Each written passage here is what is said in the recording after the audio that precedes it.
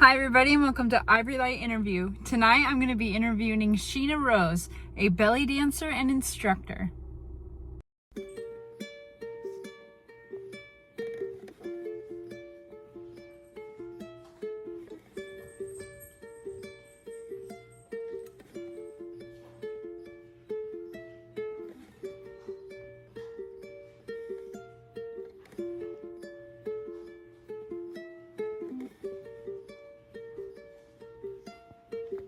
Hello, I am Sheena Cuccia. I am a belly dance instructor and performer. When were you introduced to belly dancing? I was introduced to belly dancing quite young. My mom's friend was a professional belly dancer, so I saw her dance growing up. And then I started taking classes on a regular basis and taking it a lot more seriously around like middle school age, maybe like around 12-ish. What kind of places and environments did you find belly dancing? Yeah, living rooms, a lot of living rooms with my mom. My mom was very into, there used to be back in the day, a belly dance duo. They were twins called Nina and Vina, and they made belly dance workout VHS tapes. And so it was a lot of that in my living room with my mom.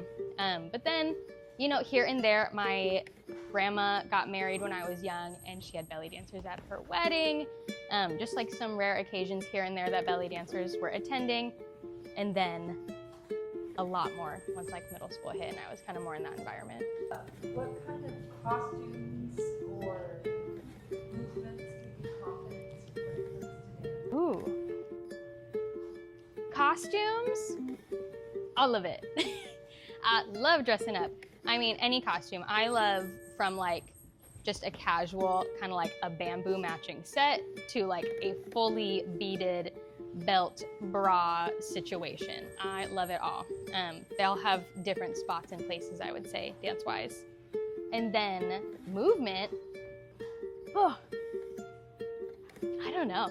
I do love arm work, I have to say. Like the arms are what I feel really confident in. Very flowy, very wiggly. But more of the kind of spooky style I do feel quite confident in. A little more fusion-y. But I love it all. I've been really trying to get more into like what I started with root-wise, with like more classical Egyptian rock sharky. Was there a moment during your training or kind of during your moments of like, oh, I can dance? Ooh, you know, I'm gonna say that really didn't hit until, I don't think I would confidently say I'm a dancer until I started teaching, to be honest. I had just always done it. It seemed like just something that I did. At some point in high school, I stopped doing belly dancing to pursue musical theater. And I felt a lot more dance-like with that, learning like choreo for performance, for musicals, whereas the belly dance troupe I was in, we did like one performance a year. It was one big performance, but it was just one, whereas joining like the musical environment, I was doing like 3 shows a year. So that kind of boosted my dance confidence. And then when I started teaching, it was right after COVID and like all that jazz. And I had like kind of started to dance a little more. Like I was meeting new people. They didn't know I like did belly dance. And then I like was like, guys, guess what I can do? And like, it just kind of boomed. And I really consider myself like a dancer a lot more now than I did even as a kid, which is crazy because I've done it for so long. It's a long, yappy answer, but long time. You can find my stuff on Instagram. It is @PsychicBellyDanceRoutine. I try to post to the social media, but I also am balancing it with like not just rotting my brain away. But I try to post pretty actively. Once I find your social media, I can kind of see, oh, here's a class on that day. Oh yeah. Good. I'm glad it's getting out there. Yeah, I went just like full, what's the word? DIY, I suppose, and made a bunch of posters around this time last year and like biked all over town and put up like hundreds of posters. And it was so sweaty. It was so much effort. Yeah, at Psychic Belly Dancer Team on Instagram. Follow me. What inspired you to step into the role of a teacher rather than just a performer? Something so dumb. I started teaching. I was working at Rocknasium, the rock climbing gym in Davis, California, and I got a little schwasty at the staff party, and I was just drinking maybe like 1 or 2 drinks too many for my first staff party there, and started being like, guys, hand me things. I can dance with them on my head. And was just like doing full balance work and like full belly dancing. And my manager at the time, Amani, who started the pole program here, she was like, Sheena, do you want to teach? And I was like, yeah, like why not? So such a dumb answer, but I did like a couple one-off classes. People really liked them and they asked me to regularly do it. So I did. You mentioned before that you are into female and queer music. Oh yeah. That is a very expressive and very strong genre. Yeah. The energy and influence on that. You take it with art, like your art and your performance. Well, you know, I've always been a weird kid. I was like a little scene emo kid all through like middle school, high school, like crazy fucking outfits and hair. And so I've always been like really drawn to that and like being a little extra and like kind of like turning people away. I think it's so funny when people like don't like it, like for the purpose of not liking it. Like I get it if it's not your jam, for sure. We don't all want to listen to people screaming in their ears for hours on end. But yeah, you know, I love that strong powerfulness as like a queer human. That's my people. I'm just an angry little queer lady. And I like the pent up energy. I love the excuse to just scream and let it out. And I love the community. I think the punk metal community is like a really good vibe. It can seem really scary and really intimidating. And especially, you know, as a lady, it's a male run environment, but that is slowly changing. And I see that change happening like within my lifetime, which is pretty cool. The world is going at a rapid pace, but it's cool at the same time. And you know, create strong women. What is a book that's recently stuck with you, or like a type of spooky genre type story that's stuck with you? God, there's so many. I primarily read horror. It's just a spooky little time happening in my reading library. Books that have really hit me within like recent times. Slewfoot by Brahm. What a beautiful story if you want some female rage and fucking shit up. So good. And then The Troop. The Troop by Nick Cutter was so heartbreaking and so sad and disturbing. It follows like a troop of like Boy Scouts going camping and like it goes bad.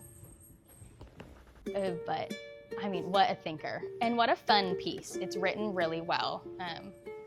It's written really mysterious. I powered through it. Those are two that really sent me over the edge. So good. When you're not teaching, when you're not dancing, what kind of environment do you feel the most at home? My literal home, of course, and then Rocknasium. I spend a lot of my time at Rocknasium. I work there, I dance there. I know it's not part of it, but I rock climb there. I hang out there. I eat food there. It really is like my social hub. And I have to say, like Rocknasium really was my home away from home when I moved here. When I like did my college tours, I like also toured all the rock climbing gyms. I was like, it has to be good. Like I'm not moving where it sucks. I'm not messing around here. Yeah, no, I was on the UC Davis rock climbing team. But yeah, Rocknasium, you know, it was like my hub when I moved here. Eventually started working there. Rocknasium launched my dance career, basically, which is crazy. And yeah, it really is where I feel most comfortable, other than my literal house. For someone who's curious about belly dance, what would you want them to know before stepping into their first class? Oh, what a good question. It can feel so intimidating, you know, especially if you're not used to dancing in general. I always like to tell people that like learning how to take a dance class is like step one. It's gonna feel funky no matter what dance class you take, belly dance or whatever. Your first class is always gonna feel rough. If you can move past that, if you can be comfortable with your uncomfortableness, you'll thrive. Give it time. Become in tune with your body. Really, you know, come in tune with the music. If you're a music lover, dance is for you. There's a very famous quote that I'm gonna butcher a little by a famous Egyptian composer, Hosam Ramzi, and he has this quote that goes somewhat along the lines of, the belly dancer is like the final piece of the band. You are the dancer that is expressing the music, you are becoming part of the band, and you are interpreting what the musicians are telling you. So, you know, being part of the music is really important to it. So, you know, feel it, feel yourself, and just get groovy with it. I mean, worst case, you get your wiggles out, and we need to get our wiggles out in this day and age for an hour, you know.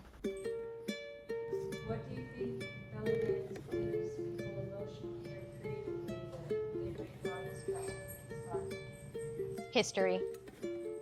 Especially, I mean, I think in general, I think if you're taking belly dance classes or any type of dance class that is not within your culture, and let's be clear, not my culture either. I'm white. I just have been studying this for a long time. But I was a history major. I'm very into the history side of it. All of these different dance moves, they mean things historically. You know, it's a people's dance. Raksharki is rak meaning dance, I do believe. Fact check me. I'm pretty positive. But Raksharki like roughly translates to dance of the people. We are the people, we are dancing. Emotionally, I would think that belly dancing gives you a lot of freedom. You know, once you get in your groove with it, you get in tune with it, oh, what freedom to, again, like be able to like listen to that music and be like, I feel that in here, and I like know how to express that outward. It's so fun and so beautiful, and what a great way to connect with people. Belly dancing, or, you know, Egyptian Raksharki is very social. It's a social dance, you know, and when you're not performing and you're just hanging out with like your crew and you just belly dance together, and it's so nice and it's so fun. So you have mentioned in your social media you were influenced by your mother's friend Natasha. Oh yeah. If Natasha could see you teaching dancing right now, what would she think and what would she say after your first lesson? She would go, dang girl, you're so badass. And I mean, I know, and I'd like to think that she's kind of proud of what I'm doing. Natasha rocks. She is retired. She's living her lovely dance, chill life. I still like to share all my stuff with her. Be like, Natasha, guess what I did? I have a lot of her old costumes. So she's a good person for a lot of feedback. When I was a kid, my dad was in a band. and Natasha used to be their go-go dancer for their shows. And she also used to do belly dance routines to their music. Oh, I don't know. I guess anywhere. I'll take any publicity. I'm open. I'll do it all. You know, I think anywhere and everywhere. I would love to get more into the like performance for hire kind of game. I would love to see that in the future. A little more party dancing rather than like just choreographed performance. Anywhere, everywhere, put me out there. What I want to learn next is two things. I would love to play around with some more Saidi. Saidi is a like Southern Egyptian dance. You dance with a cane or like a stick. They're highly bedazzled nowadays. But it's such a fun dance, and it is such a fun music. It's a music that I find I'm really attracted to. So I would love to know more of like the dance for it. I need more practice with my zills. I'll say that. My little finger cymbals are going unused right now. And I'm rusty. So rusty. You like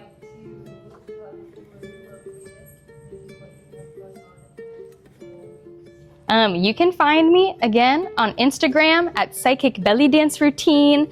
I teach here in Davis, California. I teach in a couple locations. You can find me at Rocknasium, the rock climbing gym.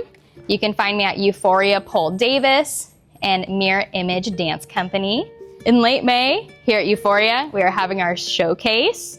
I will be performing something, and I'll also have a small group of students performing, which will be very fun and cool. I'm very proud of them. They're gonna do great. And then you can catch me up in Oregon this June at Belly Dancer USA. I'm doing a big group project.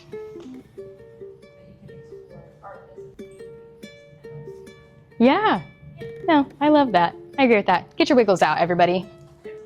Yeah, thanks for doing this. Yeah, thank you. No, this was very fun.